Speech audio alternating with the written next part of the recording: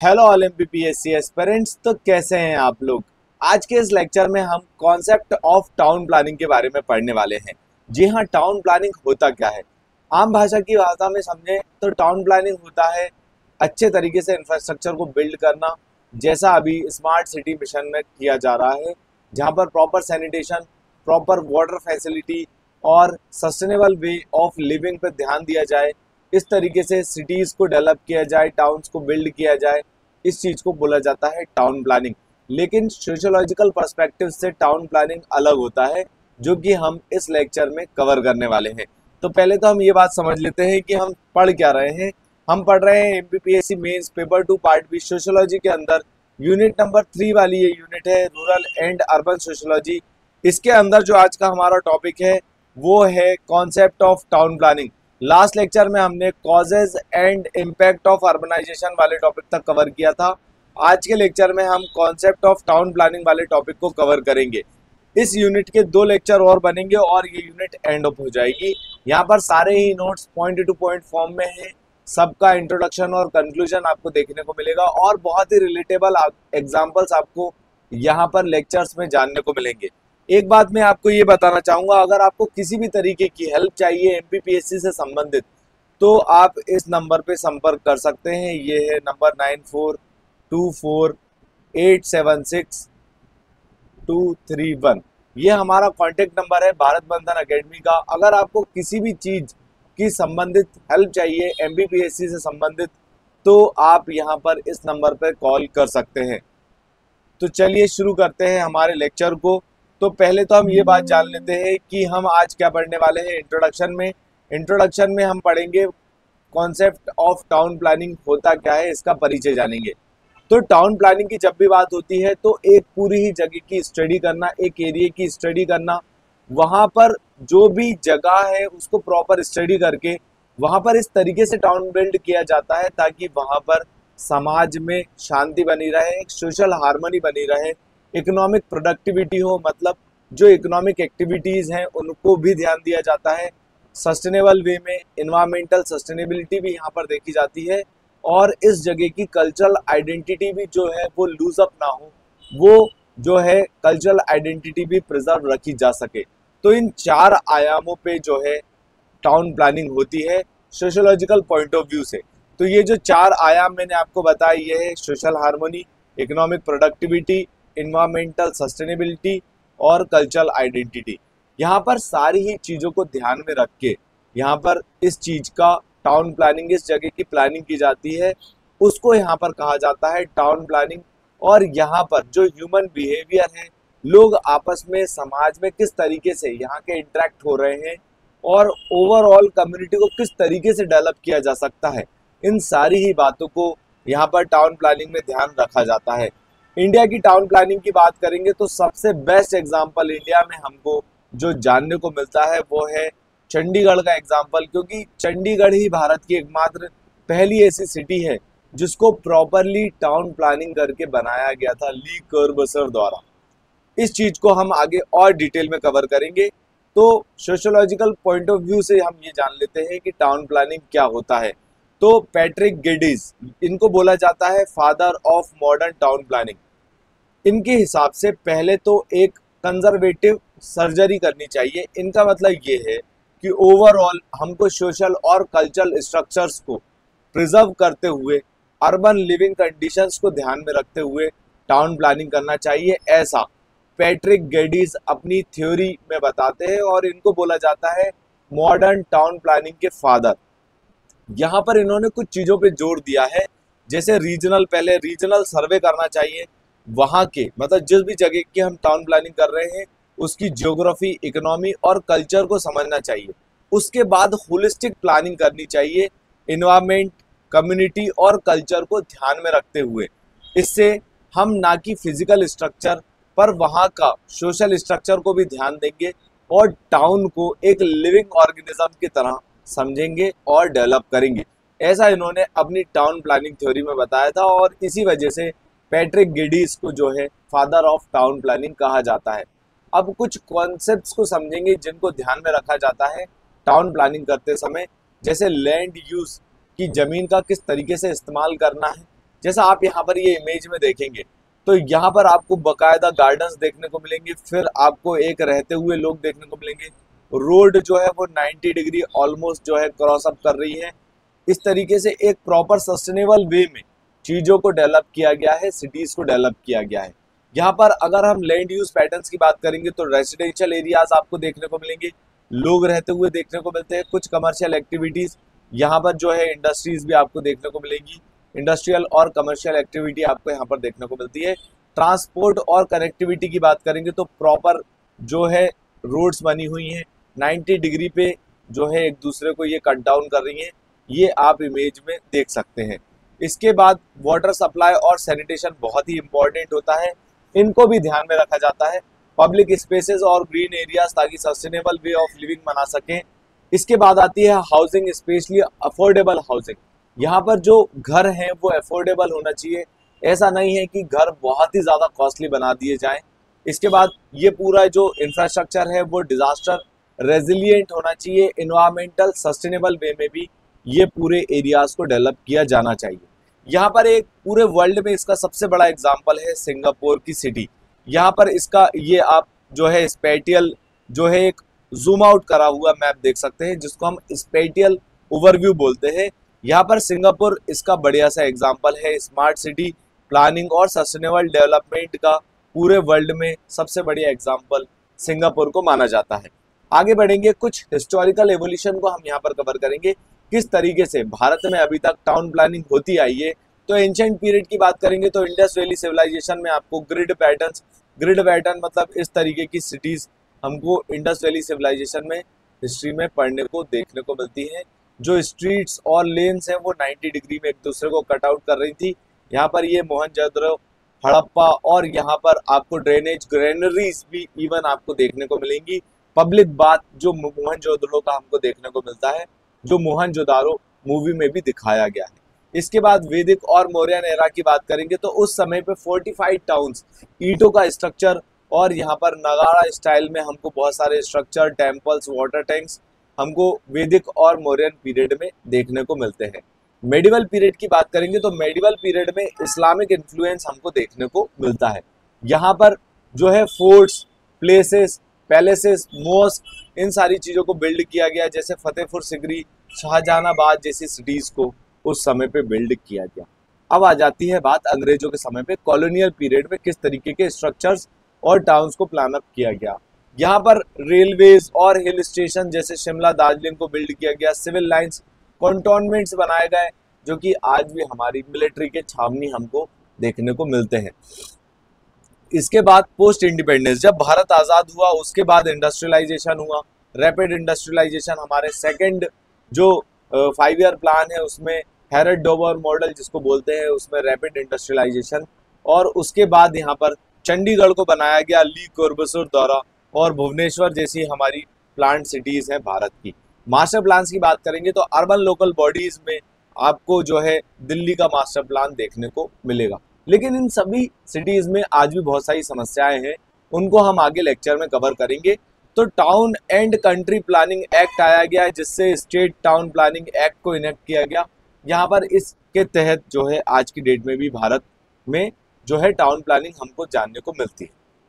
अब हम कुछ इंपॉर्टेंट थ्योरीज को कवर करेंगे जो कि टाउन प्लानिंग के लिए बहुत महत्वपूर्ण है। यहाँ पर आपको कुछ ऐसी थ्योरीज हैं जो बताती हैं कि टाउन प्लानिंग किस तरीके से हुए गए। तो एक है कोसेंट्रिक जोन मॉडल, ये E.W. बर्गेस ने दिया था। यहाँ पर ये बताते हैं कि जो सिटी बेस्ड डिस्ट्रिक्ट है, कोर बेस्ड डिस्ट्रिक्ट, यहाँ पर इसका मतलब ये है कि अगर एक डिस्ट्रिक्ट है, यहाँ पर उसके एडमिनिस्ट्रेटिव ऑफिसेज हैं, तो इसके आजू बाजू में ही आपको पूरे की पूरा शहर जो है बिल्डअप होते हुए देखने को मिलेगा। ऐसा कॉन्सेंट्रिक जोन मॉडल में E.W. बर्गेस अपनी थ्योरी में बताते हैं। यहाँ पर ये बताते हैं सिटी का जो कोर है वो है कमर्शियल, एडमिनिस्ट्रेटिव और कल्चरल हार्ट की तरह। उसके आजू बाजू में लोग रहते हुए देखने को मिलेंगे, जो कि मेनली स्लम एरिया विकसित होते हुए देखने को मिलता है। उससे थोड़ी दूरी पर जो है वर्किंग क्लास पीपल्स रहते हुए देखने को मिलते हैं। ऐसा इन्होंने अपनी कोसेंट्रिक जोन मॉडल में बताया है। अब इसके बाद हम ये जान लेते हैं हमारी जो दूसरी थ्योरी है, हमारी जो दूसरी थ्योरी है वो कौन सी है। वो यहाँ पर है सेक्टर मॉडल, जो कि होमर हयोट ने बताई थी। ये बताते हैं कि जो सिटीज़ हैं वो मेनली हाईवेज और ट्रांसपोर्ट रूट के आसपास विकसित हुई।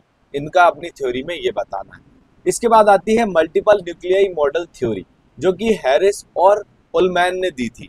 यहाँ पर ये बताते हैं कि सिटीज़ का जो है मल्टीपल सेंटर ऑफ एक्टिविटी होता है, ना कि सिर्फ ट्रांसपोर्ट और ना ही CBD core based district model और ना ही ट्रांसपोर्ट। इनने ये बताया कि जहाँ पर भी कुछ इकोनॉमिक एक्टिविटी होगी उसके आजू बाजू जो है लोग विकसित, यहाँ पर सिटी विकसित होते हुए हमको जानने को मिलती है। ऐसा मल्टीपल न्यूक्लियाई मॉडल में हैरिस एंड उलमैन ने बताया।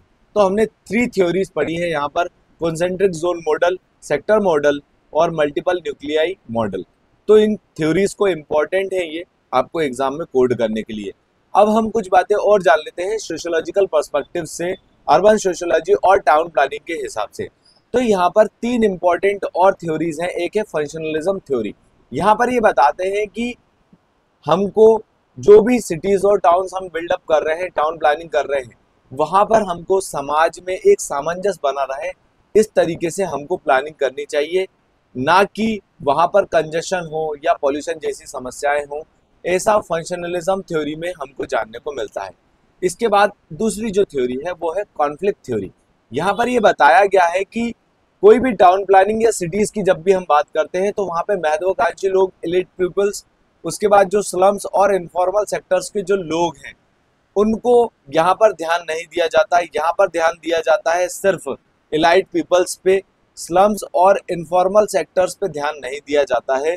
जब भी टाउन प्लानिंग की बात होती है इनको निगलेक्ट किया जाता है। इस वजह से एक असमानता, एक इनइक्वालिटी हमको यहाँ पर देखने को मिलती है, ये बताती है कॉन्फ्लिक्ट थ्योरी में। इसके बाद हम बात कर लेते हैं सिंबॉलिक इंटरेक्शनिज्म। यहाँ पर ये बताता है कि लाइफ एक्सपीरियंस के हिसाब से अर्बन स्पेसेस पे जिस तरीके से फोकस किया गया, यहाँ पर सिर्फ स्ट्रक्चर्स पे ही हमको फोकस नहीं करना चाहिए। यहाँ पर लोग किस तरीके से एक दूसरे से इंटरेक्ट हो रहे हैं उस पर हमको मेनली अर्बन सोशियोलॉजी में टाउन प्लानिंग पे ध्यान देना चाहिए। आगे बढ़ेंगे, अब हम जान लेते हैं कुछ चैलेंजेस जो कि टाउन प्लानिंग में हमको जानने को मिलते हैं। अर्बनाइजेशन में आपको कई सारी समस्याएं देखने को मिलेंगी कि म्यूनसिपैलिटी, मेट्रो और ट्रांसपोर्ट में आपको जो है एक तालमेल जानने को नहीं मिलता।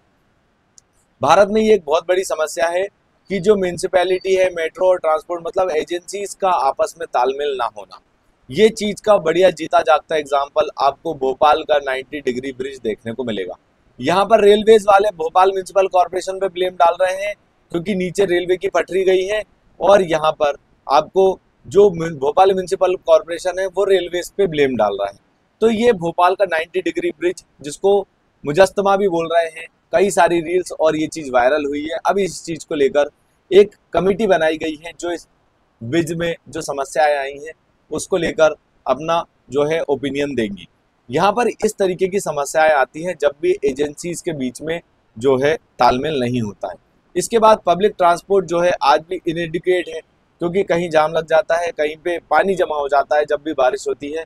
तो इस वजह से एक समस्या है जो चैलेंजेस के रूप में टाउन प्लानिंग में हमको देखने को मिल रही है। इसके बाद इनफॉर्मल सेटलमेंट और स्लम ग्रोथ हमको मेनली इंडिया में पटरी के आजू बाजू, रेलवे लाइन के आजू बाजू लोग रहते हुए देखने को मिलेंगे। नाले जो बह रहे हैं वहाँ के उसके आजू बाजू लोग रहते हुए देखने को मिलेंगे। जो धारावी है उसका सबसे बढ़िया सा एग्जाम्पल है। इसके बाद इन्वायरमेंटल डिग्रेडेशन हमको मेनली अर्बन एरियाज में देखने को मिलता है, पॉल्यूशन और इस तरीके की चीज़ें जानने को मिलती है। लैंड एक्विजिशन डिस्प्यूट्स भी एक बहुत बड़ा मुद्दा है। जब भी अर्बन एरियाज की बात होती है वहाँ पर कई सारे ज़मीनों के विवाद और हमको रिच और पुअर के बीच में हमको एक असमानता देखने को मिलती है।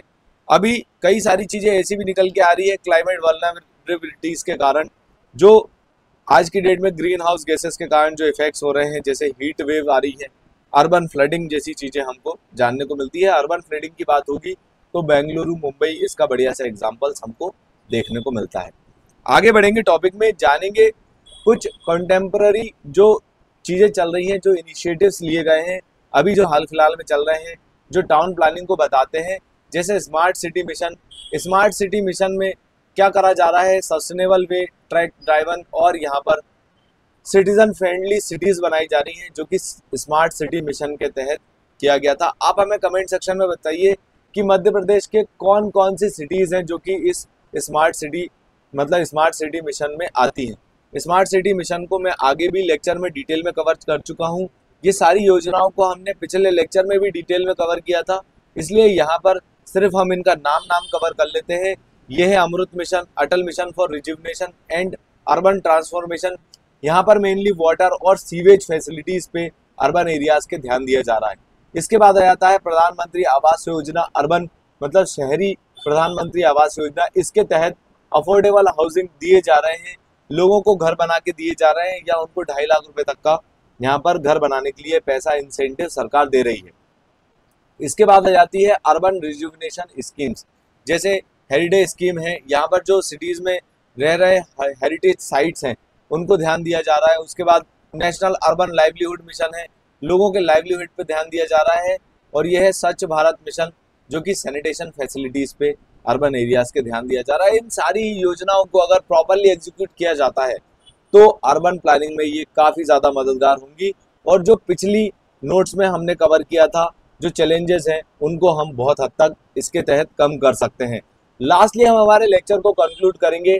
तो यहाँ पर आपको एक ओवरऑल टाउन प्लानिंग में एक ओवरऑल ना कि फिजिकल, एक सोशल डेवलपमेंट भी किस तरीके से हम समाज में सामंजस्य बना सकते हैं, हर पहलू पे ध्यान देकर हमको टाउन को बिल्ड करना चाहिए। क्योंकि जो समाज के लोग हैं, जो अर्बन सोसाइटी है, वो मेनली तो यहाँ रह रही है। अगर उन्हीं पे ही अगर हम ध्यान नहीं देंगे, उनके आपस में तालमेल पे अगर हम ध्यान नहीं देंगे, उनके इंफ्रास्ट्रक्चर, उनकी सैनिटेशन फैसिलिटी एक होलिस्टिक, एक इंक्लूसिव तरीके से अगर हम डेवलप नहीं करेंगे तो कई सारी समस्याएं शहरों में बनी रहेंगी, जो कि सोशल इनजस्टिस को दिखाएगा। हमको सोशल जस्टिस देना है। ये चीज़ हमारे प्रीएम्बल और हमारे फंडामेंटल राइट्स में भी, भारत के संविधान में हमको देखने को मिलती है। हमारा जो पार्ट 4 है DPSP of the Indian constitution, directive principles of state policy, उसमें भी हमको सोशल जस्टिस जैसे पॉइंट्स इम्पोर्टेंट देखने को मिलते हैं। यहाँ पर इकोलॉजिकल इन्वायरमेंट और ओवरऑल सस्टेनेबिलिटी, सस्टेनेबल वे में डेवलप करना होगा हमारे टाउन्स को, और लाइवलीहुड पे भी यहाँ पर ध्यान देना होगा लोगों की, स्पेशली पॉल्यूशन, सैनिटेशन, और जो हमारी नदियाँ हैं जैसे यमुना रिवर, इन सारी ही रिवर्स पे बहुत ही अच्छे तरीके से काम करने की ज़रूरत है, ताकि हम आने वाला कल सुनहरा बना सकें, हम हमारी सोसाइटी को क्लीन और सस्टेनेबल वे में डेवलप कर सकें। यहाँ हमारा लेक्चर एंड होता है। अगर आपको हमारा कंटेंट पसंद आता है तो आप इस वीडियो को लाइक कीजिएगा, हमारे इस लेक्चर को ज़्यादा से ज़्यादा लोगों तक इसको शेयर कीजिए। Thanks for watching, please subscribe to this channel. Thank you.